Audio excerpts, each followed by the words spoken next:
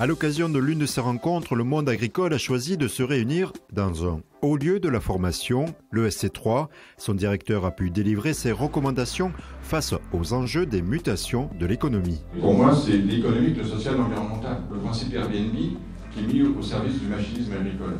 Je trouve ça génial. Allez-y.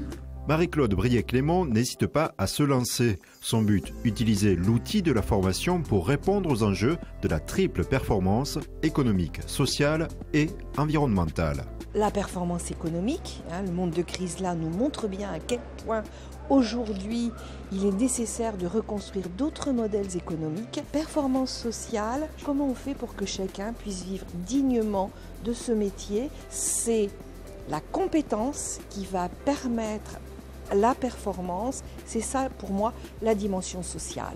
Troisième chose, la performance environnementale, et la formation est un des outils pour pouvoir comprendre, anticiper, s'adapter, en un mot, cultiver la performance pour la réussite du monde agricole dans notre département.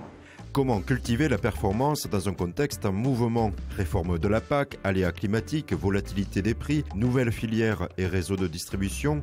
Le conseil technique ne suffit plus. L'agriculteur peut compter sur la Chambre d'agriculture pour rebondir grâce à du conseil en management. C'est un décideur qui doit se réapproprier cette fonction de chef d'entreprise. En fait.